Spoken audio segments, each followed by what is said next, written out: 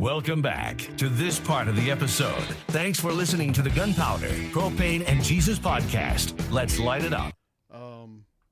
I should. It's my wife, right? Speaking of her, clarify that. Speaking of her, we're gonna call her real quick before it gets to 9:30. Go right ahead. But that and the grandkids, and this is my time of year. I'm a Christmas freak, so I love doing all the stuff for Christmas. I do most of the shopping and all that kind of stuff, and that's the day today. I got to get depressed on the day after Christmas because it's like, gotta take it all down. It's over. Oh no, it ain't coming down. We'll wait a couple of weeks. But the fact that it's built up for about 2 or 3 months, and then in one day it's just like it's done. And I sit there the next day going, can we do it again? Is that hello, Miss Bonnie? We can't get your husband to shut his mouth. We're trying to get you on the phone. Miss Bonnie, this is Big John with the Gunpowder, Propane, and Jesus podcast. We are just calling you. Brandon will not stop talking about himself. He says you can't believe anything John says. He says he's the greatest father ever. That ain't true. He was just as good as Darth Vader. That might be true. I don't think he ever tried to kill me intentionally. You never cut your arm off? No. Well, see, you don't know. Some things were like poisons that didn't work. No. That type of thing. That's what's Bonnie, give me the rat poison. It was really powdered sugar. Right. No one touches my babies. Oh, my Lord. Y'all crazy. We wanted to call you before you went and got them nails did. Yep, I'm getting ready now so I can go get them nails did. Well, Brandon will be able to pay you after he gets his paycheck from the podcast episode, okay? He'll be able to get you some money. All right. Yep. But, no, we just want to reach out to you. You're probably our biggest fan. Her and Booby. You got that Her right. Booby. Hey, do you know Booby's real name? No, I don't. I don't even know Booby. That's Jordan's mama. Jordan's mama. Her name's I mean, I know who it is, but I don't know her. You've never introduced Bonnie to Booby? It's never been an opportunity. Who's a Bonnie and a Booby together? It'll be the killer bees. Bonnie Boobies. There we go. Let's do God it. bless it. Oh, my Lord. Well, we wanted to call you before you went and got your nails did. Are you getting pedicure and manicure? I sure am. Girl. See, my husband loves me. He treats me good. Are you going to get a pedicure with her? No, I'm sitting here talking to you. Have you ever got a pedicure? Yes, I have. Okay. Yeah. That's a man. That's a man. They feel good, boy. Yeah, they massage them calves, too. That's right. Look here. I love making a Korean lady cry. I love it. With them corns in that fungi, Heck I bet yeah, you man. do. Man, they get the chainsaw out to get them toenails. Woo. I don't like nobody touching my feet, man. I don't know. Man, they'll massage them and massage up your calf muscle, too, in that hot Go to water. sleep. Man, yes, dude. Got to try it. Yes. And they're happy about it. Do you ever see one that's not What- smiling down there working with disgusting toes? It's amazing. Ugh. Oh, yeah, I'd take your dollars. We're trying to figure out why Aaron is like he is. We don't think it's Brandon's fault. We think it's your fault, Miss. No. We don't think it's your fault. Bruce specifically John said he earlier thinks. that Yeah. Miss Bonnie spoiled Aaron. Yeah, he's fixing to get struck He down. never got a spanking from you, Miss Bonnie. That ain't true. Aaron, is that true? I'm sure she spanked me at some point in time. Oh, okay. Yes, I I did. remember. How many essays did you make him write to? She didn't make me write none. Did y'all I go didn't down make to? you. That was Hitler over Did y'all there. go down to Monterey to find the essays for him to write to? My name's Aaron. We should be friends. Okay. You want chips and salsa? John. Oh, man, that was terrible. Miss Bonnie, Off the rails. We're going to get some tell real us questions. tell going us your favorite part about your husband. Oh, Lord. Keep Where it to PG. on start? radio. Keep it PG. We got adult Well- listeners. You can say whatever you want, Miss Bonnie. I'll edit No, it out. you can't. Wait, He wait. does not have we an know edit. you're not going to edit anything out. I love her. I know how to edit, Miss Bonnie. What do you love about the B-Ran and Teresa Clark? Oh, Lord. What's his middle name? No. I can't No. tell you. I cannot tell you. I'm getting tired of this crap. Y'all hiding people's names. How about let her answer the first question before you move on to questions 7 and 8? John, silence. Be quiet. I'm being quiet, Miss Bonnie. You go ahead. Oh, God. Where to start? Brandon's just I love the way Brandon loves God. He loves his family. There's nobody above me for Brandon. I always used to tell his employees used to ask me, how do you put up with him? And I tell them and I tell everybody, Brandon treats me differently than he treats anybody else on this planet. He loves me wholeheartedly, and he's always been good to me and treated me right. And he loved my kids, and he treated them right. Did he? He showed them love. Love. I didn't say he was perfect, but he's perfect for me. There you go. That's right. That's awesome. That was beautiful. Tell us about when he almost died. You almost Oh, died. God. That was a rough time. When you almost die? That was a rough That's time. why he's still retarded now. So you're saying I wasn't retarded before No, now? you're halfway normal now. You're just retarded. I thought it was for putting up with y'all. That might have been a little bit to do with it. Nope, he had bacterial meningitis and was in the hospital for 39 days. That's right. Yeah, it was rough. It was bad. They said he was as sick as he could be without dying. And I knew that I'm not saying that I wasn't worried and I wasn't concerned, because I knew it was bad. Oh, you were. But I was definitely worried, and I had some major moments alone with God. But I honestly never thought that he was going to die. His mom, on the other hand, I know she did, but I just knew he wasn't. Diagnosis yet. My mom's calling him family. Hey, y'all better get here. She's a worst case scenario person, anyways. And she's a nurse, so that's even better. Yeah. Right. Going there with a hangnail. We got to take the arm, buddy. I'm sorry. Anyway, go ahead. There were moments when, I was praying for him to wake up, just to open his eyes, because he was in a coma. And when he opened his eyes, that was the most wonderful sight in my life, I believe, because it was so bad. And when he opened his eyes up, it was like, yep, he's going to be good. He's going to be good. I wonder, Slightly crazy, but all right. It makes me wonder, like, when he opened his eyes, it looked like a newborn baby. He was like, where in the world am I at? Yeah. Well, he was not in his right mind yet. No, remember that. You remember what window he licked right before he got the bacterial meningitis? No, I don't. Did you have like a sinus infection or something that caused a separation? Yeah, we were both sick. We were both getting over sinus infections, and we were getting ready to go to Costa Rica. And we decided to cancel on that because we didn't feel like in our condition the tropical weather would be our friend. So I called my boss, told him we weren't going to be able to make that trip. And I told Bonnie that, I wanted to go out the next day, go get something to eat, do something, just get out of the house. We've been in the house for a while. And that's pretty much the last thing I remember, other than telling her I had a really bad headache for the next month or so. Oof. Yep. Because when I woke up in the hospital, of course, I wasn't in my right mind because I had a lot of swelling on the brain. And, couldn't feed myself, couldn't do anything myself. Had to be retrained on how to walk and all that kind of stuff. And one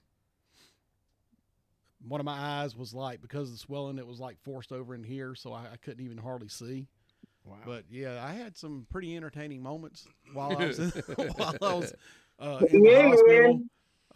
But, one thing I can say, she never left my side. Man, these things. She would go home to feed the dogs, and she would be right back. Right, yeah. And be there, most of the 24 hours of the day. She was a constant in that room, and I'm sure I drove her crazy too. Yeah. I will say this, and there's always you don't always see God in everything right when it happens, but you can look back on it and say there was definitely some God in that. So even though I was a little cloudy upstairs, for whatever reason, Romans chapter 8 had crept into my mind. I'd never even really paid attention to Romans chapter 8, especially verse 28. But I started sharing that with everybody that came in the room. A nurse, a doctor, whoever was coming to visit me. Have you ever heard Romans 8:28? Let me give you Romans 8:28, and then we're going to explain it. And family members would come in, and when I could finally see, I'd get my Bible out and read it. And, and again, I'm sure it drove a lot of folks crazy, but that was an awesome time to witness to a lot of people, even if I didn't realize what I was witnessing. My first rehab guy actually went to Victory College, and I wouldn't have known that had I not shared a Bible verse with him. And from there on, we're talking Bible back and forth, and he's trying to keep me from falling on my face in the floor and all that kind of stuff. But yeah, it turned out to be a really good time to be a witness to a lot of people. And I don't know what kind of effect it had on them going down the road, but it ended up being a great time to share the gospel with awesome. A bunch of random folks. So that was cool. What is Romans 8:28? Go ahead. Thank you. Yeah, putting you on the spot, Brannon. You need to pull it up for you. See, I could have said it had you not asked. Oh, but, man. Ain't that the one about all things work together? Oh, yeah. Yeah, that's it. I ain't gonna. You don't have to. We know which one it is. That was a test, and you definitely failed. I appreciate that. You give it to us, John. Give it to us, John. What's Romans 8:28? I'm going to edit that in. For we know all things work together for good for those that love the Lord and are called according to His purpose. Yep. There you go. Perfect. So I guess the reason why that verse got stuck in my brain was because I figured that situation was going to work for good. Yeah. Regardless. One way or another. 6 months out of work and just all the other stuff going on, but it could have been worse. I think it was God trying to tell you don't need to go out of the country no more, because the next time you tore your Achilles the day before you were supposed to leave again. That wasn't going out of the country, though. That was going across the country. No, I thought y'all were going to we were going to Montana. No, we were going to Montana. Oh. Yep. See, I was going to say something. You said you were trying to learn how to walk. Well, you had to learn how to walk then, and then you had to learn how to walk after the first Achilles, and then you had to learn how to walk after the second Achilles. He's a professional at walking now. A little bit. That bacterial meningitis, that's like an infection on your brain, your fluid, the fluid between your brain. Yeah. Yeah. So, and the only thing I remember about a lot of this stuff is what I've heard Bonnie say to other folks when they ask about it. But like I said before, I had told her that I had what I consider to be the worst headache in the history of my life, and I was going back to bed, and this was like midday or something, I think. And Brannon doesn't go back to bed. Yeah. He has been sick. He has had stomach viruses where he's throwing his guts up, and he does not go back to bed. And when he went back to bed that morning, I knew something wasn't right. And just thank God I was home, because otherwise, if I had not been sick too, I'd have been to work, and it'd be a whole different story. So you just knew, you're like, let's go to the hospital. No, and see, that's somewhere else too that I see where God had His hand on this situation, because the infection that we had, the sinus infections we had beforehand, I kind of look at that's what stopped us from going out of the country, because going to Costa Rica and having that happen would have been an end game, because they just don't have the facilities for stuff like that. And then that Friday or whatever day it was that she didn't go to work, she just happened to be home. Thursday. When it finally all came together, I see God working in that too. But yeah, I mean, I don't know. She called my mom and then called 911, and the ambulance came, and our next door neighbor, who is an EMT, I think he had just gotten off like a 24-hour shift, and they called him and said, hey, these folks, they need some help. Apparently he's not cooperating with, the EMTs that are already there. So he told me the story later. They put him at my face, and he said I was spitting all over him, and, because I didn't want him to touch me. And but he was fighting them pretty good. There was, I don't know, 6 or 7 of them that finally had to wrestle me into the back of the ambulance, and I think there were, gosh, I can't even remember how many people were here now, but there were 8 or 9 people here. And then I didn't want to cooperate in the emergency room either because, you know, they were trying to figure out what was going on, want to do a CAT scan, all that kind of stuff. And, you know, 11 people or so to get me into the CAT scan machine and then hold me down for the. So you got to be still for that. They had a spinal tap you or something. Yeah, the spinal tap. You don't want to move when they're doing that. But that's when they put they had to intubate him to be able to do all that because he just wouldn't cooperate. Oh, retard strength. Yeah, one of his nurses said in the emergency room said, "Let me get up there. He won't get, you know, he won't push me off." Well, she climbed up on the table, sat on his legs, He got lap and dance in the emergency room. he kicked her across the room. Well, I mean, Brandon's not a little dude. No, he's not. And it was bad because they had him strapped down on the bed, and his wrists and his ankles were starting to bleed because he was fighting so hard, not knowing what he was doing because he was not in his right mind. And, you know. Well, I mean, raising Aaron Clark, you can't be in your right mind. You know what? They were doing everything they could to keep him from hurting himself or anybody else, you know. But it was a time. That joker was seeing people like disappear into sand or turn into sand, and you know, just the wind blow them away. He was seeing all kinds of stuff. They had him on some good drugs. good. Yeah, the combination of the medicines that he was on and all the swelling in his brain had a bad effect on him. What did Preacher Brown say when he come in? Oh God. They were moving him from ICU into a step down unit, and Brown and Jay. You're breaking up, Mama. Move wherever you was at. Hey, Just waiting on them to. You're breaking up. Wherever you was at, go back to it. Well, I'm in the car now, so hang on just a second. I'll be on the main road. It won't be breaking up anymore. Mama. While we're waiting on you, we put you on the spot. Say, Brandon, what's your favorite part about your wife? Ooh, PG. And I can't say it.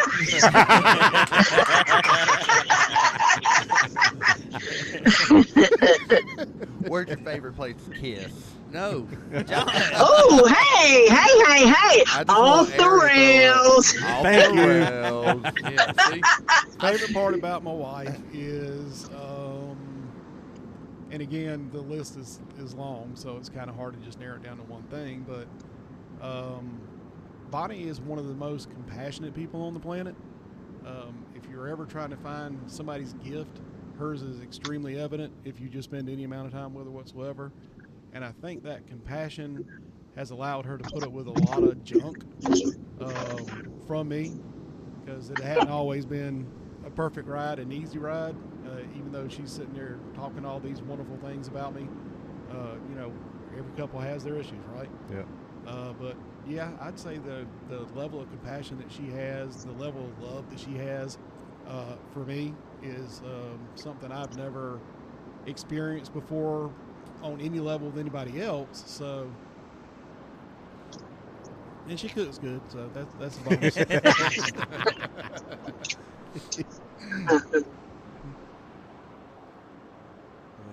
Now we got some dead space. Are you in the car now? Yeah, I'm good. Now, what did Preacher Brown say? When they rolled him down the hall, he was telling Jake that he was sand, and when he ran off the end of the bed, he was going to be gone. That was it. And Jake didn't know what to say. Jake was just looking at him like, okay. And you know how Preacher Brown was.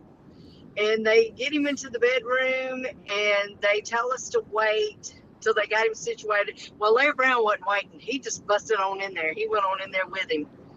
And so we finally all got in there, and he said, I don't remember what he said to Brannon, and Brannon went on his spree of talking about the Bible and what he was thinking about and just preaching.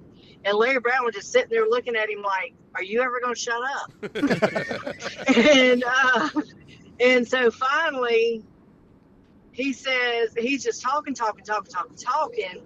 And he took a breath, and finally Larry Brown said, okay, let's pray. And then he was out. Preacher Brown didn't go to the hospital to see many people, so you should have felt privileged. Well, he known me since I was about 6 or 7, so. When we were standing in the hallway and they brought him down, and when Preacher walked into the room with him, Brannon goes, Larry Brown, just as loud as he could, and Preacher just cracked up. This is coming from a man who barely speaks. I could sit in the room with him for 45 minutes, and he may say a half a sentence. Yeah. To being old Chatty Cathy in the hospital. The hospital give you the good. He was out from Thursday to Sunday or Monday in a coma, so he was out. And when he woke up, it was almost like he was scared to go back to sleep. And for, I don't remember how many days it was, he did not sleep at all. And he just talked and talked and talked. And his nurse finally said, this man's got to sleep. Y'all put him back And she was trying everything she could to get the doctor to give him something to put him out, and they wouldn't. All them years of not talking, he had a lot built up. Yeah, he did. Might not be able to say it again. Well, they had me on the same stuff that they say killed Michael Jackson. And, yeah. Man. One of the side effects of it is, weird visions or nightmares, whatever you want to call it. So he had some I'm weird in a coma for 4 or 5 days, and I still haven't fully shared even with Bonnie. But I told her, I said, the things that I saw in those dreams scared me to death. I have never seen stuff like that before, ever. And so when I finally woke up, it was like, we are not going back there. Not going back to that place. And there was people in the dream that I recognized that we go to church with, and bad things were happening to them. Bad things were happening to my family members. And, when I woke up, it was like, nope.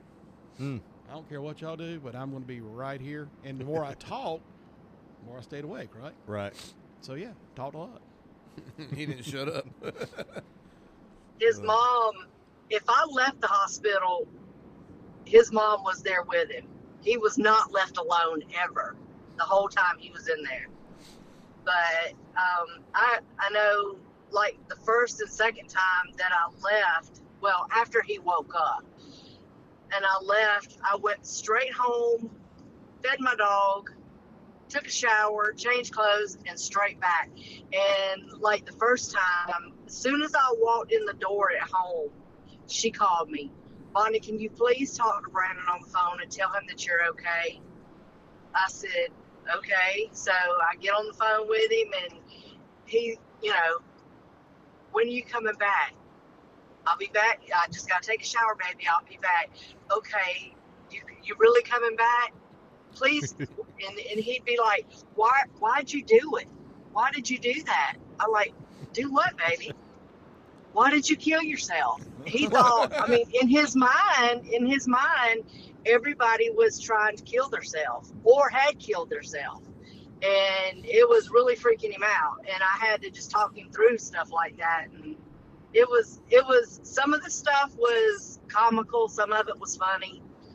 And it was one of those situations where you have to laugh to keep from crying, And some of it was sad and scary, but we got through it. God got us through it. Now, how long ago has that been? 2014. 2014. January and February.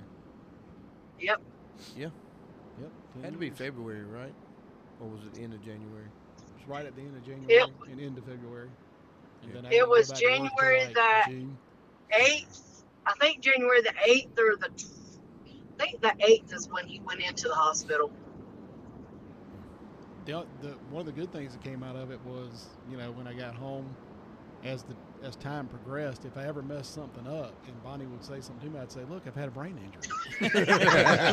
He still does that. He still does 10 it. years later, and she's like, "You can't use that no more." I was fixing to say, do you still give him the same grace today as you did back then? No. No, I'll say, "I've had a brain injury." She'd be like, "Shut up, that happened a long time ago." Yeah, it's expired. It has expired. Find a new excuse. I try that stuff sometimes with my wife. Yeah, you're past that. Let's go. You know how you could have forgot your anniversary and everybody's birthdays, man? That's what I just don't remember. Listen, let me tell you something. When that man was laying... Much, did you? Oh, we knew. We knew. When that in a hospital bed, Valentine's Day rolled around, and he had one of his employees bring me flowers to the hospital room for Valentine's Day. So that's a good. He didn't right forget. there. I'm guessing you didn't share a room with nobody. No, he didn't. There was none of that going on. I promise. Way too weak. Way too weak. Put a little something Matter of fact, special in your IV. I'll give you an inside scoop on one story. So, Nope. Nope. Child. Nope. Earmuff. Nope. The nurse came in there and said, we need you to try to use the bathroom instead of the bed all the time. Right. So she got me up. She got me in the bathroom. She said, just let it happen. Don't strain because you're not strong enough to strain. Well, I'm an idiot, right? So she left the room, and I decided this ain't working. I'm going to strain. And it immediately caused me to pass out. Oh. So it just so happened as I'm falling off the commode. He's old squat to pee. No, we weren't trying to pee, Aaron. Aaron, if you got a strain to pee, you got a problem, bud. I mean, in his condition, he might have had to. You need some penicillin, bro. Anyway, I was able to pull that emergency cord on the way down to the floor, and it alerted them to come back in there. And the nurse and a couple other folks had to pick me up and put me back in bed. And it's great because you got on nothing but the gown, no underwear, no nothing, and it was fantastic. So yeah, we were weak. We didn't have any energy for none of that other stuff. Oh my goodness. Well, Mama, thank you for answering. You there? You're welcome. And I appreciate you not letting me be the only one to say off the rails today. Off Yeah. the rails. Hey, Bonnie, how should Bruce die next week? Oh, gosh. I think you should just let him live. Okay. Oh, see? I told you he was compassionate. Let him live. Well, we love you, Miss Bonnie. Thank you for listening. You're so welcome. You Love be you, good. Mama. See ya. Get them toenails trimmed, okay, baby? I'm on the way. Heck yeah. Bye. Bye, Miss Bonnie. So, one of the things he talked about seeing that stuff in the dreams and stuff. Well, this joker right here he's got some demon or something following him because he's seen all kind of crazy stuff. Don't you tell us about some of them episodes? Yeah, I think we were going to bring up all this. I thought we'd get Oh, to a now Bible we gotta study get- at some point in time. Here. Oh, we want to know it all. I hear you. Yeah, I don't know. I think it happened after I met Aaron because I didn't have this problem Oh. before I met Aaron. It was Mercedes, not me. She's got the red head. She's a golden child. Stop it. Yeah, okay. Do we need to call Mercedes when No, you get her on here? no, she won't She ever probably shut wouldn't. up. She probably wouldn't answer. There's been several times since I've known Bonnie, and it's happened everywhere we've lived for whatever reason, that I wake up in the middle of the night and because I feel like something woke me up, and then I'll see something. When we lived in our first mobile home, I woke up one night and our bed was situated where you could look right down the hall. And so I wake up and I look down the hall and I see this guy going into their room. And I woke Bonnie up and I said, some man just went into Aaron and Sadie's room. Not I'm getting up to go check it out. It's, hey, somebody just went in there. I was hoping she would. Bonnie. Hey, yo, kids. And she was like, you're just dreaming, go back to sleep. So whatever, went back to sleep. So we moved. We moved to a house in North Augusta. And, you know, we're asleep one night and I woke up and I looked out in the hallway and I woke Bonnie up and I said, do you see those people out there in the hallway? And she said, what are you talking about? I said, there's a woman and a child in the hallway dressed like their own little house on the prairie, and they're just staring at us. And she, no, I don't see nothing. Go back to sleep. So that was that night. A couple nights later, I woke her up and I said, tell Aaron to go back to his room. And she said, what? I said, Aaron just laid down on the floor next to your side of the bed. Tell him to go back to his room. Ugh. And she looks over the side of it. She said, honey, there's nobody there. So, you know, these episodes aren't that bad. And then when we moved into the house we're currently in, I woke up one night and I thought I was being attacked. And I literally jumped across her side of the bed, freaking out. And she just was like, left her there. No, I didn't leave her there. I rolled over on her. I was protecting her. I'll take a wow. My man. Yeah, thank you. But I had thought I had seen like this, it was like a skeleton that had on like this gray hair. It was a woman, and she was screaming as she was attacking me. And I mean, it scared me to death. So when I saw it that far from my face, I did the only thing I thought to do, right? Jump across the bed and try to get away from it. But it all disappeared like instantly. You know what I'm saying? It's nothing that lingered around. But yeah, I've had many of those episodes. When you were younger, did you ever do anything that came on sheets of paper? Like acid or LSD? Only a couple of times. That's what that reminds me of. He was having late effects. So, yeah, man, those were some weird episodes. You want to hear something funny? I heard it this morning. You know, he's my stepdad. We're not, you know, it's not biological, but I can't tell you how many people have said when I introduced him, hey, this is my dad. Oh, I can see it. Y'all look just alike. That's amazing.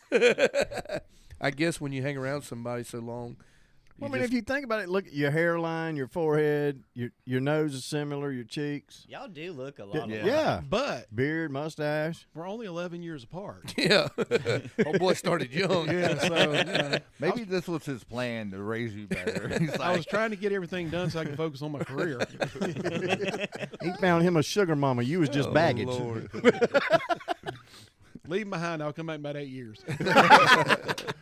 I'm going to get milk, Aaron. So stupid. Speaking of your career, you said work takes up a lot of life.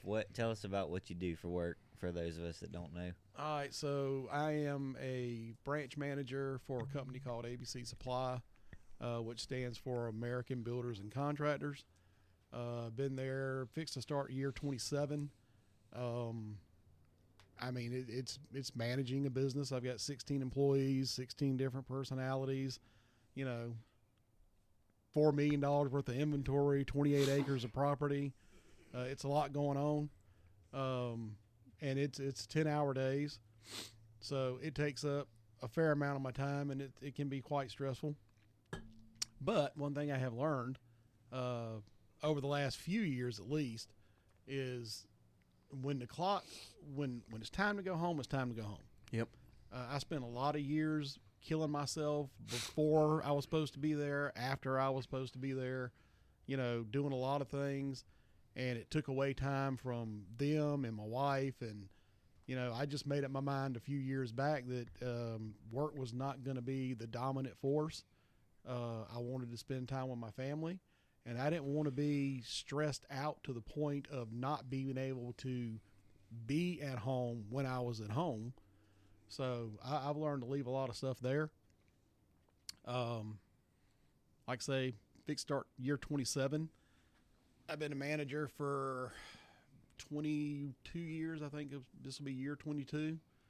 The guy that hired me, you know, during the interview process, he asked me, everybody wants to know where you're going to be in 3 years, 5 years, 10 years. He said, where you want to be in 5 years? I said, sitting in your seat. Thanks for listening, and remember, the smoke may settle, but the embers stay lit. This was the Gunpowder, Propane and Jesus podcast. Stay tuned for the next part of this episode.